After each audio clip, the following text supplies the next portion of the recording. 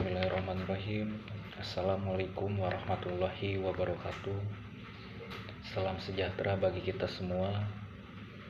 Selamat siang Ibu dan Bapak dosen serta rekan-rekan semua. Izin memperkenalkan diri. Nama saya Tebil Hamdiman, Prodi Ilmu Pemerintahan dengan NIM 6670210019. Pada kesempatan ini saya akan memaparkan hasil temuan daripada judul yang saya angkat pada hari ini, yang berjudul yaitu Fungsi Penting Legislatif pada Masa Modernisasi Lembaga Perwakilan dari Perspektif Strategis. Penelitian ini saya susun sebagai refleksi dari dinamika legislatif kita saat ini, terutama bagaimana melihat lembaga yang diwadahi oleh para wakil rakyat kita seperti DPR dan DPD bisa menjawab semua tantangan di era modernitas. Lalu saya akan menjelaskan pula terkait latar belakang di slide kedua, yaitu adanya kajian yang dimulai dari adanya perubahan konstitusi pada tahun 1999 sampai dengan tahun 2002 yang seharusnya memperkuat lembaga perwakilan kita yaitu DPR dan DPD. Namun sayangnya dalam praktiknya itu fungsi legislasi ini masih belum optimal. DPR sebagai yang memiliki kewenangan istimewa tanpa adanya batasan soal keputusan, penetapan, dan kebijakan-kebijakan lainnya. Tetapi dalam mekanisme lembaga ini masih banyak menghadapi kritik keras, bahkan ancaman demi ancaman dari masyarakat itu sendiri seluruh Indonesia di berbagai tempat. Mereka itu telah mengetahui, bahkan bisa terbilang telah melek gitu dalam hal masalah politik maupun pemerintahan, karena masyarakat pada saat ini telah seluruhnya mengakses media sosial. Alhasil terkait masalah informasi ataupun kebijakan yang dikeluarkan oleh pemerintah itu akan selalu dipantau oleh masyarakat. Nah, sebagaimana kita tahu juga, media nasional maupun swasta selalu diguncang oleh adanya berita tentang demonstrasi besar oleh rekan-rekan mahasiswa maupun buruh ataupun masyarakat itu sendiri, dan adanya penyebaran pamflet atau bahkan yang paling penting juga yaitu tadi terkait masalah dinamika media sosial yang selalu menjadi alat untuk mengkritisi soal kinerja, efektivitas program dan transparansi kepada rakyat. Namun di sisi itu juga banyak pula masyarakat yang merasa masih memiliki jiwa patriotis dan dia pun memberikan masukan demi masukan kepada wakil rakyat kita ini. Nah, di sisi lain juga seperti DPD selain DPR yaitu memiliki keterbatasan dalam hal segi kewenangan, maka DPD ini sangat menimbulkan adanya ketimpangan dalam sistem bikameral. Maka dari itu saya merasa perlu adanya kajian bagaimana lembaga ini bisa lebih responsif dan strategis dalam menjalankan fungsinya. Lalu di slide ketiga yaitu rumusan masalah. Dari latar belakang tersebut ini saya merumuskan dua pertanyaan utama. Yang pertama, bagaimana DPR dan DPD menjalankan fungsi legislasi di era modern. Lalu yang kedua, apa saja tantangan strategis yang menghambat mereka dalam menjalankan tugas itu secara efektif. Lalu di slide keempatnya itu ada tujuan.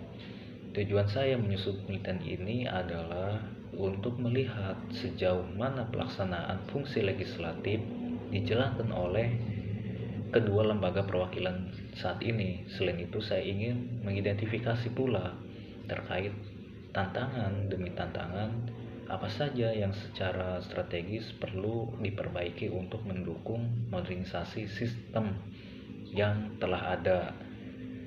Lalu di slide kelima yaitu manfaat. Penelitian ini memang memiliki manfaat dalam 3 aspek, yang secara teoritis menambah pemahaman kita terhadap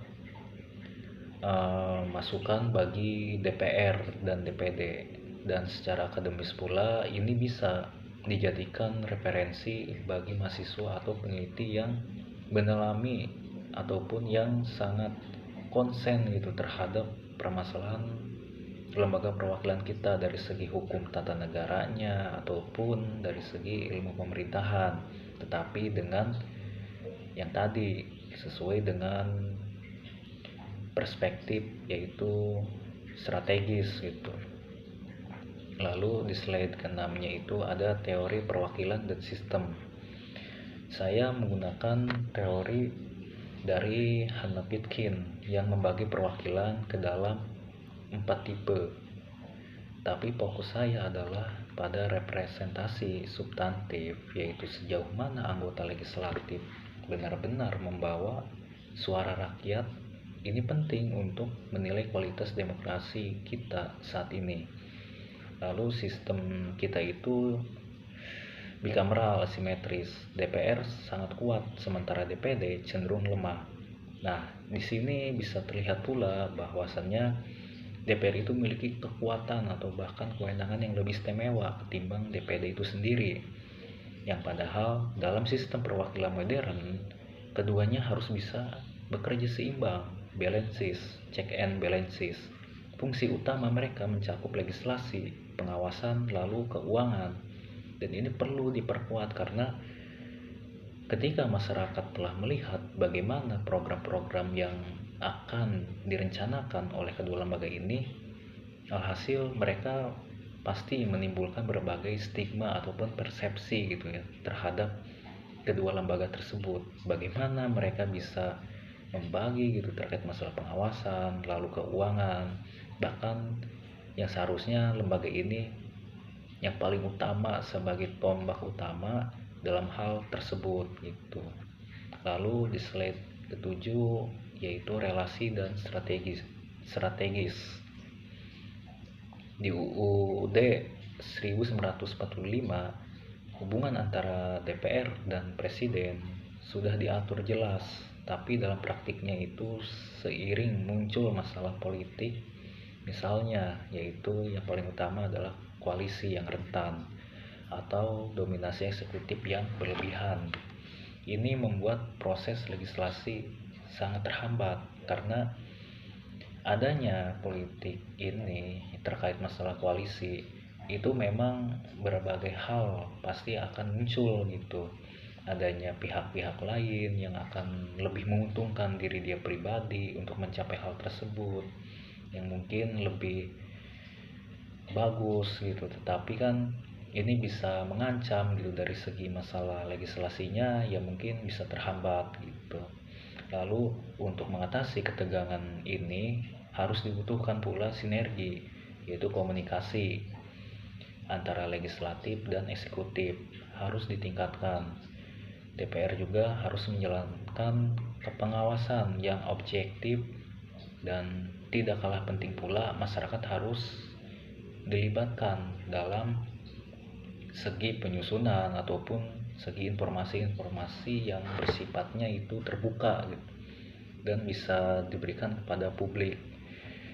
Ini kalau misalkan DPR dan DPD bisa melakukan hal tersebut, ya mungkin citra kedua lembaga ini bisa meningkat gitu dengan seiring perkembangan dari kedua lembaga ini mengikuti alur perspektif strategis yaitu modernisasi, agar komunikasi dan informasinya tepat gitu, agar hasil yang dikeluarkan oleh kedua lembaga ini outputnya itu bisa dinikmati oleh masyarakat secara keseluruhan. Lalu di slide ke-8 yaitu metode. Saya menggunakan studi literatur dengan pendekatan kualitatif. Saya menelaah berbagai sumber seperti jurnal, terus buku dan artikel untuk mengidentifikasi pola, tema, serta konsep utama yang relevan dengan topik ini.